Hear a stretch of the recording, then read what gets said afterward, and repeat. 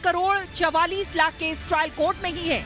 नए कानून में गैर इरादतन हत्या को 2 कैटेगरी में बांटा गया है। अगर गाड़ी चलाते वक्त हादसा होता है, फिर आरोपी घायल को पुलिस स्टेशन या अस्पताल ले जाता है तो उसे कम सजा दी जाएगी, जबकि हिट एंड रन केस में 10 साल की सजा का प्रावधान है।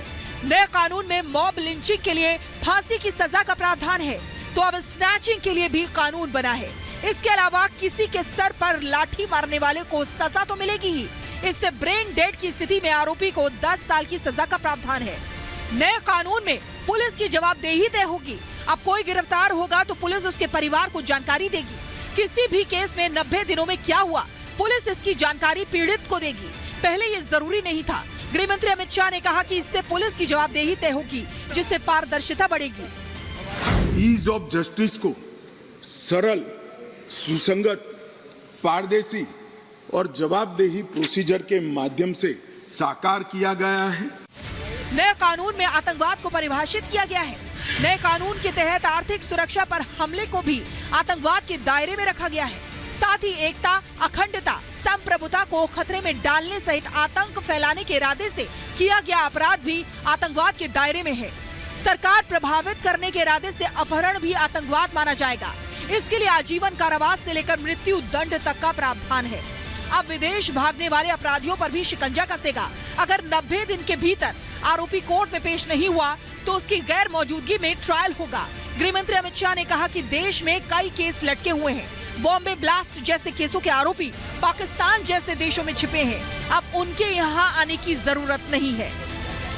सैकड़ों लोग बम धमाके में मार दिए जाते हैं।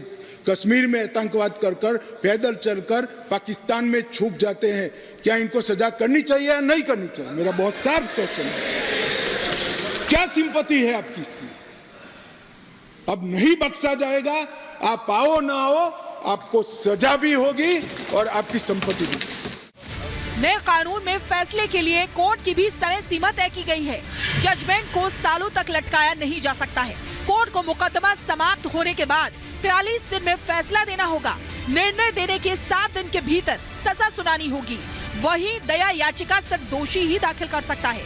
कोई एनजीओ या संस्थान ऐसी याचिकाएं दाखिल नहीं कर सकते। सुप्रीम कोर्ट से याचिका खारिज होने के बाद 30 दिन के भीतर दया याचिका दाखिल करनी होगी। पहले सालों तक दया याचिकाएं दाखिल की जाती थी। गंभीर मामलों में आधी सजा काटने के बाद रिहाई का प्रावधान है।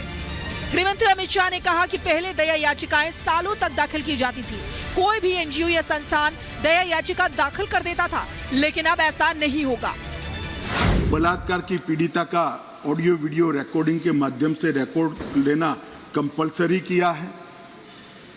कई सारी जगह पे मैं आगे बताऊंगा आपको टेक्नोलॉजी का उपयोग किया है और कोर्ट पर भी ढेर सारे समय को कम करने के प्रावधान पर हमने डाले हैं।